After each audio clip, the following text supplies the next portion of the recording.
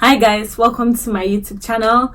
My name is Amanda. If you're new here, welcome. You don't know how much I wanted you to click on that video, and I'm happy you did. So today I'm going to be discussing some of my failure stories, job hunting wise. Hence why I have my glasses on, because I wanted to look a little bit more serious because it's career and job and all that kind of stuff. I've actively job hunted twice in my life. The first time was during my service year, that's NYSC year, and the second time was during my NYSC year. Okay, it was not supposed to come out like that. So it was both during my service year, but one was when I was looking for a place of primary assignments, like where I would do my PPA will be, and the second time was like when service year was like coming to a close, and I was trying to find a place that in case I'm not retained at my current place of employment, like where else I'll be going to and this kind of stuff, because you're never sure. You don't know if they'll keep you or if they'll not keep you, so I don't want to be stranded, and I just wanted to have the other option. So I think the first time was actually, to be honest, I think the first time was much more difficult for me compared to the second time, but that doesn't mean the second time was easier. So like after law school and before NYSC camp, it's your advice, that's what you should do, just send out applications, as many applications as you can send out. So I sent out a good number of applications. I heard back from like 5 law firms. So one, I outrightly failed the test. I failed the test. The second one, they told me, I think they were done recruiting or something like that. I think when I sent a reminder. The third law firm, I went there. They called me for an interview. When I went there, they gave me a test and then I waited hours to actually now have the interview. Then after the interview, they gave me like some sort of an article. They gave me a topic or something to write an article on. After then I submitted it, and up to today, I think I sent them an email saying I've sent it, and up to today I don't think I've heard anything from them. And that was like January 2019. This is May 2020. Anyways, the most heartbreaking story, oh my god, that happened to me during my service year was this fourth law firm. Okay, yeah, because I was applying just to law firms. I didn't apply to like other companies. I was just applying to law firms because that's what I wanted. I just wanted to start off in a law firm. So this particular law firm, I had written the test before I went for my NYSC camp. I camped in Obubra, Cross River State. So before I went, I wrote the test, and I think they got back to me that I was successful. I passed the test, so the next stage was to take their oral interview. So this law firm is in Lagos, and I had gone Nepal. Sorry. So this law firm I feel so embarrassed. Anyways, this law okay, scratch that. This law firm was in Lagos, but I served in Obubra. So when I was in camp, they were talking to me like, okay, trying to I think they gave me a date, but there was no way I could go back to Lagos to write it, because the problem was that even after camp I couldn't go to Lagos. I had to go to Abuja because I had finished law school but I had not yet been called to the bar, so I had to go to Abuja for my call to bar ceremony. So I had to go there. So I had this weird back and forth with them. I kept rescheduling, like trying to, not like I kept rescheduling, I was like trying to ask them to reschedule, going back and forth about it. Like it was, they'll be like, come today, I'll be like, oh my god, tomorrow is my call to bar. It was just this weird back and forth, but to the glory of God, I was eventually able to get them to reschedule. So after Abuja and call to bar, I came back to Lagos, and then I went for the interview. The interview, it was in my opinion, it was okay. I didn't do too badly, but yeah, I don't think there has ever been an interview that I went to that I felt, oh my god, I killed this one. Okay, except one. Not like I felt I killed it, but I thought, okay, I did okay. I mean, I was able to answer all their questions. After that, they gave me like an article to an essay to write something. So I submitted it, I think I submitted at 12 noon. So at 4 p.m. I even went to, after then I left, after I submitted the article at 4 p.m. I went to NYSC office. I had to do something. Then at 4 p.m. around the time I was leaving, I was coming back. Then the lady I met there, she was like, have I checked my email? I'm like, no. She was like, no, oh my gosh, she didn't get it. I'm like, oh my god, I checked my own email too, I did not get it. I know I'm saying this right now and I sound real calm, but like, God, I can't even imagine how I felt, but I felt horrible. Like, I felt so horrible. I just went back. I know I cried for days. Like, I cried for a while. I can't remember how long I cried, but I cried for a while. And for a while it seemed like, oh my god, what am I going to do? Am I going to be without a good place for service? Am I going to just have to settle for anywhere? So it was like a really weird place to be in. And but then I think what was so painful about that one was because, you know, they had various stages and I was moving. Like, I passed the test and then I went back and forth before I got them to reschedule the interview. But then, so you're like, oh my god, they got it through. That means this is going to be a good story. But I did not get it.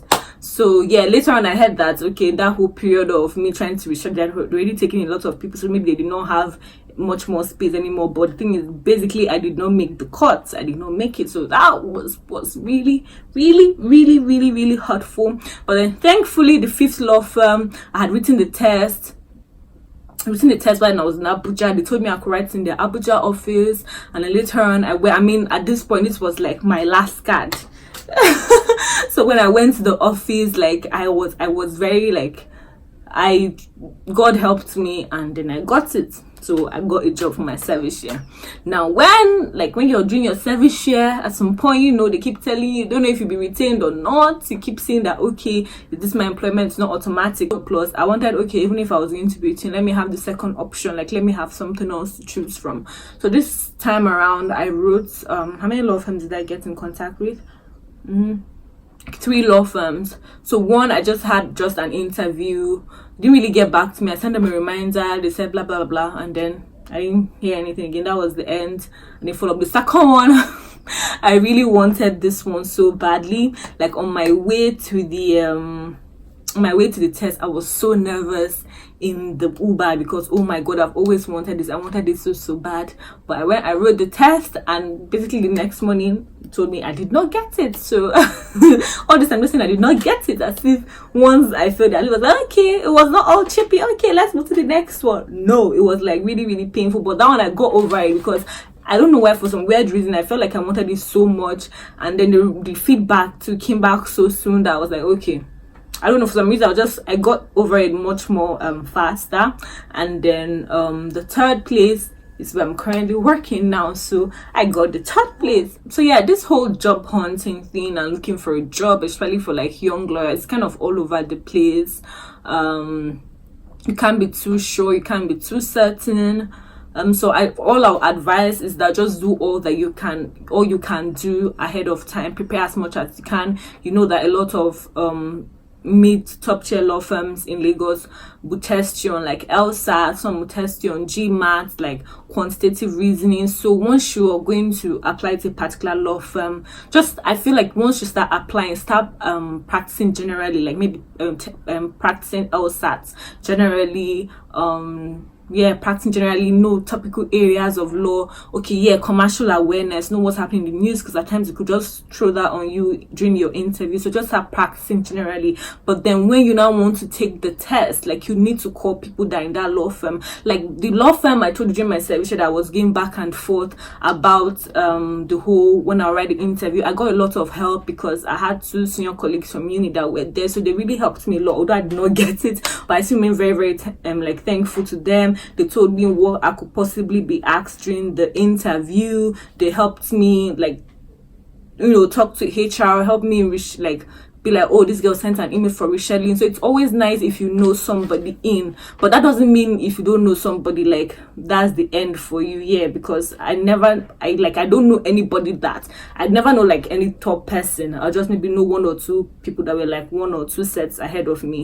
So yeah, just do all that you can. Practice your LSAT as much as you can. I know after law school you want to just chill and relax because you've been working so hard. Yes, take your time and rest, but then you know that you can't be resting forever. You need to start trying to get a job if that's something you care about. So you prepare for your LSAT, and then your CV has to be good. And one lesson I learned is that, like, be able to defend your CV, everything, like even the most minute thing on your CV, you don't know how it will matter. Like, there was one of the places I didn't get, like, they asked me a question and I think I was not able to articulate it properly, and then one of the partners looked at my phone and was like, but in your CV here it says you were like the best speaker in your class, but seem to have been unable to articulate what you want to say properly. So you see now, see how what is in my CV came to attack me, because we're like, okay, this girl is the best speaker in her class, best female speaker, why can't she articulate properly? So I know you may be nervous, a lot of things happen, man, like it's just a lot of things that could happen, but as best as you can, to everything that is in your CV, just try to be like you're tight on that point. And yeah, I know, like, I've been asked a lot of times, like, what was my project topic about? So what if I didn't do my project by myself? It was on my CV. So they asked me what was my recommendation. So, like, just anything that's on CV, try not to lie on your CV. I know you try to make your CV look good, but don't lie on it, and have only things that if you're being questioned about, you actually be able to. And that thing I would say is practice out loud. Like, this that fourth law firm I spoke about during my service year. So I knew all these things, but just going over them carelessly in my mind. Like, I just know, like, what is this? Oh, I know the answer to this. So I know the answer, but I didn't put it in a way that I was going to answer. So when they asked me, I was not trying to just answer it like that, like trying to get the answer at that point. Somebody like, no, okay, yeah, you know what it is, but we want you to define it, we want you to explain it. Like, we want you to say, like, they want you to say more coherently and articulate it properly. So that was like a challenge. So if I had known, I would actually, like, maybe stood in front of the mirror, practice to myself, like, said it out loud, and I would have heard how it sounded. Do you get? So yeah, so as you ask questions, yeah, there are lots of channels these days where you could check out these things, like Legally Engaged. I just wanted to say this out because I don't know, like, most times when you now eventually get a place, it seems like, oh, this person did not struggle, or this person just got it. Everything seems so easy for this person. No, like, there are a lot of behind the scenes that happen that people won't talk to you about. So at times you'd be like, oh, okay, seems like I'm much more qualified than this person, but this person got in, oh, blah blah blah. That's the thing, like, you don't know, like, it's just what life gives you. And I don't know why things are like that. I can't explain it, but people that are much more qualified than I am, and not in place that or in the kind of office that I am, or people that I may be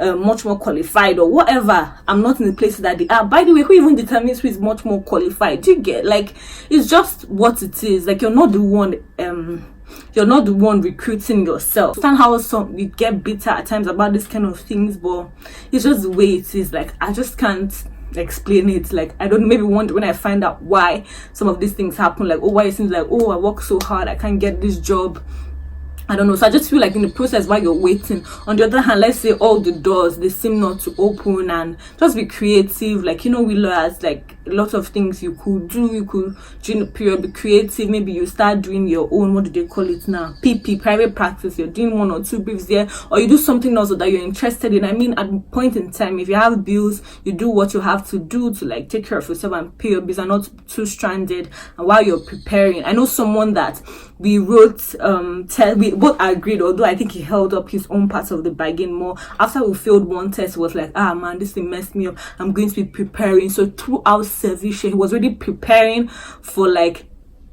the test he would take again, like, when service is now like coming to a close. So you just have to, like, prepare and do other things, and yeah, like, do what you have at that point in time, or what has been presented to you, and like, keep seeking for better opportunities. So yeah, that's what I wanted to talk about in this video, and I hope that someone will learn a thing or two. And then yeah, I mean, there are lots of career horror stories. But just keep pushing, keep doing what you can, and hopefully we'll all get what we want, or at least everybody will be fine. Like, that's all I always pray for, that at some point everybody is fine. Because at times it may seem like, oh, this is what I want so much, this is what I want it so badly. You don't get it, and you get something else, they say that, oh, it's not even bad, maybe this is what I wasn't supposed to get all this while I've been thinking this is what I want. And you can try other things and see how that works for you while also trying to get what you want, and you may end up liking this so much more. Like I was reading the other day, I just went carelessly to Moche that she used to sing her page, and she was talking about how she wanted to always sing and be an entertainer, and then that never really worked out for her, and instead doing influencer jobs like makeup and all of that, and now that's what she's doing, and she's quite successful at it. So yeah, just you never know, you don't know what tomorrow is. You don't know what tomorrow is presenting, what tomorrow is going to present for you. There's something that you may want today, you don't get it, maybe there's something else better. You just never know. So it's just what it is, and you do the most with what you have per time. Thank you so much for watching. I hope you learned a thing or two, and please like this video, subscribe to my channel, don't hold it back, just subscribe, comment anything you know about what was striking for you in this video, or anything that you have. I always tell people that I want this conversation to continue in the comment section. You're telling me, oh man, this is what I think about your video. I'm like, why did you not drop it as a comment? Somebody else could read it too, and they'll like it, and they'll hear your opinion too. So yeah, thank you so much for watching. Thank you for stopping by, and I will see you in my next one. Bye bye.